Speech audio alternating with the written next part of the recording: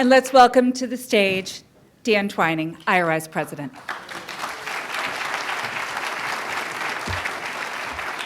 Hello, thank you all. I'm Dan Twining, I'm president of IRI. We're really pleased and proud to see all of you here tonight, standing room only. Before we begin, let me just do thank yous, because they're really important. Our wonderful IRI board of directors, many of whom are here with us, led by our chairman, Senator Dan Sullivan, our gala chair, Shannon Kellogg, and Amazon Web Services, thank you very much. Our amazing partners at the National Endowment for Democracy, as well as the U.S. Agency for International Development and the State Department, thank you. We're proud to work with you. Our friends here at the National Archives, they've redone some of the space. I was disappointed that there was no champagne available for the pre-reception, but there might be some after. Thank you, our wonderful private sector supporters who make evenings like this possible. Thank you all for contributing to the cause of freedom for this celebration. And our amazing IRI team globally deployed on the front lines of freedom. I'm just so proud to work with them every day, so thank you. Now, last year, we gathered here and reviewed 4 decades of democratic success stories in celebrating our 40th anniversary. Tonight, we look into the future to remind each other that while this world is relentlessly changing, our mission of advancing democracy and human dignity is timeless. Across the globe, we see an axis of authoritarianism working in overdrive to crush any semblance of freedom wherever it takes root. Vladimir Putin is still waging his criminal and illegitimate war of aggression against the people of Ukraine. The Communist Party of China continues to aggressively arrest journalists, democracy activists, and political dissidents while imprisoning and oppressing Muslim Uyghurs and threatening Taiwan and other neighbors. The regime in Iran is engaged in a rolling campaign of repression to violently crush its people's aspirations for liberty, all while fomenting terrorism abroad. Basic freedoms of religion, speech, press, and assembly face withering attacks from dictators on every continent. So, you might think the fact that democracy is under assault would make us pessimistic. But here is a ground truth. Authoritarians are playing offense, not because they are strong, but because they fear the pulse of freedom that beats in every human heart. Indeed, there are reasons for optimism.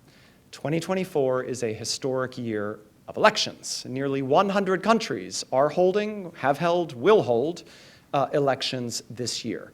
More than half the global population, more than half the population of the earth lives in countries that are going to the polls this year. We all know that no election is perfect, but billions of voters turning out to hold their leaders accountable and elect new leaders represents a pretty compelling argument that autocracy does not own the future. So this is, of course, not to understate the grave threats confronting the free world. Autocrats are collaborating against us in quite novel ways. They are deploying economic coercion against us. They are conducting information warfare against free peoples. They are running sophisticated campaigns of political interference against open societies. And yet, however imperfect, the democratic model, government of, by, and for the people, has repeatedly demonstrated its superiority to authoritarianism. It's not a coincidence that the world's wealthiest and most dynamic countries, the ones people want to live in and people want to move to, are open societies. While tyranny produces oppression, conflict, and poverty, democracy advances freedom, peace, and prosperity. Tonight, we will hear from special guests who will remind us that democracy is a destiny for all nations. Our friend, Taiwan's Vice President-elect, Xiaobi Kim, will share a special message on behalf of the Taiwanese people and their democratic journey. Our IRI board member, Senator Marco Rubio, will honor Bishop Rolando Alvarez, this year's Freedom Award winner for his courageous defense of religious liberty under very difficult odds in Nicaragua. As IRI's highest honor, the John McCain Freedom Award is given to champions of a freer and better world. Senator McCain was a freedom fighter. His spirit lives on in our campaign for a world where everyone can enjoy the fruits of freedom. Now, while we honor democracy's champions here tonight, we also know there are millions of others who share in their struggle. Right now, there are people whose names we do not know, sitting in prison cells for doing little more than speaking truth to power in repressive regimes.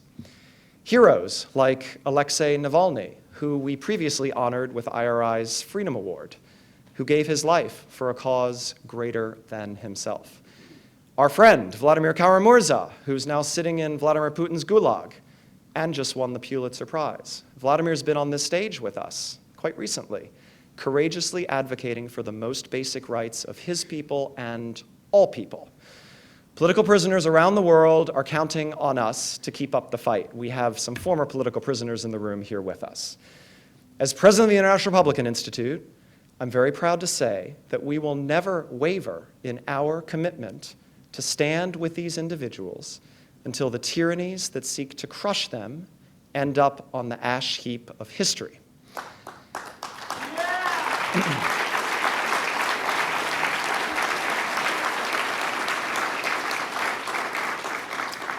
Now, it's my honor to introduce IRI's indomitable chairman, Senator Dan Sullivan. They call him Colonel Sullivan in the U.S. Marine Corps, from which he retired after 30 years of distinguished service. At his retirement ceremony, in a touch of class, the Marines also honored the service and sacrifice of Senator Sullivan's wife, Julie, and their 3 daughters, because we all know military service is very much a family affair. We are pleased to have Julie and their daughter Megan here with us tonight. Please join me in welcoming an American patriot and freedom fighter, IRI Chairman, Senator Dan Sullivan.